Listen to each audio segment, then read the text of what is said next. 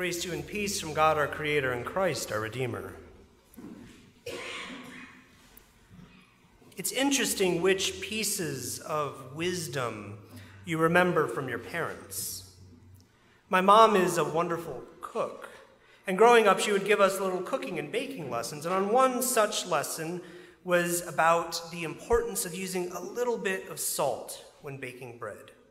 Don't forget the salt, otherwise the bread will taste flat, she would remind me. I had no idea what she meant by that until years later when I made some bread for myself and forgot to add the salt.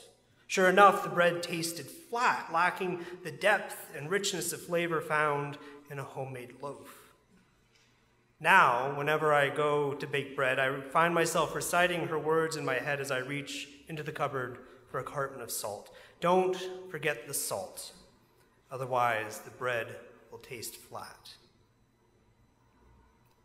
It's amazing what a little bit of salt can do, a universal seasoning that makes food taste better. In fact, if you ever take a look at the ingredient list in the foods you buy at the grocery store, it's truly astounding how much of our food contains salt. It would be easier to list the food that is salt-free. What's more, we crave salt, enjoying foods such as potato chips and French fries and popcorn, mostly for their service as a vehicle of salt. Salt is a seemingly simple ingredient, and we have a complex relationship with it in our modern world. But it can be difficult for us to wrap our heads around what Jesus meant when he said, "You are the salt of the earth. You are the light of the world." How do we identify with salt? How do we relate ourselves to the salt shaker in our kitchen? Because when Jesus spoke these words to those gathered at the Sermon on the Mount, I don't think that he was saying that they were an excellent addition to soup. I don't think that Jesus meant that his followers were a leading cause of high blood pressure. The problem is that the role of salt has changed radically in our world in just the last couple of hundred years. The weight of Jesus' words are lost on us today. To understand what he meant, we need to understand the role that salt has played in Jesus' time and indeed for most of human history. And to do this, we need to imagine a time before electricity had been harnessed, before we had developed industrial processes, and before we had figured out how to conduct large-scale mining operations. Because though we think of salt as a ubiquitous and cheap item hiding away on the bottom shelf in the grocery store, for most of our history it was a scarce and limiting resource. While there are a few places in the world where salt crystals were found on top of the ground waiting to be plucked up, and other places where salt deposits came close enough to the surface of the earth that humans could easily access it, most salt came from the seawater, a slow process that relied on the sun or on the use of burnable fuel to dry off the water. It was slow. It was expensive. If you didn't live near the ocean where you could make it yourself, you had to trade for it. In fact, salt trade was once big business, driving massive economic empires. Cities that we still know today, such as Venice, owe their rise to prominence due to salt. Without access to salt, rulers would lose their grips on subjects. Without salt, populations could not grow, wars could not be fought, colonies could not be founded, soldiers could not be paid, exploration could not happen. Why? Well, it's simple. Without salt, food could not be preserved.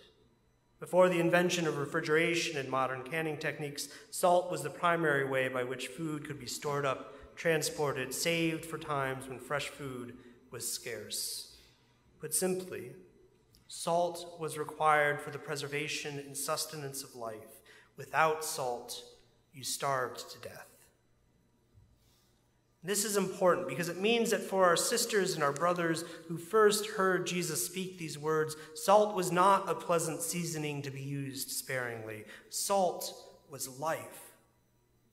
Jesus stood surrounded by the crowds who had come to hear him preach that day, and he proclaimed to them the good news. You are the salt of the earth. By you, the world is preserved and sustained. You are the salt of the earth. By you, life is given and shared. You are the salt of the earth. By you, the world is fed. In the Sermon on the Mount, Jesus commissions all of us to be salt for the world. As Jesus' disciples, we're called to preserve and sustain the world, to be a life-giving presence for all of God's children. And in the Sermon on the Mount is a foreshadowing of the Eucharist, where we witness this fundamental, sustaining action every week as we are invited by Christ to come and be fed at the table that God has set for us. This invitation to be fed, this call to be food for the world, extends far beyond the walls of this church. My friends, you are the salt of the world, and we are called to sustain and care for the outcasts of this world. We are called to feed the hungry and to welcome in the refugee and to protect the abused. You are the salt of the earth, and Christ has set us apart to preserve and restore the broken relationships of this world, to do the hard work of reconciliation, to bring about healing and wholeness to the brokenness and woundedness that we see all around us, and to be restorers of God's righteousness and agents of God's mercy. My friends, Jesus spoke to those first people gathered around him on the hill, just as he speaks to each of us today, offering both blessing and commission. The world hungers and yearns all around us. And you are the salt of the earth, and our work is not done until all creation echoes with God's invitation. Come and be fed.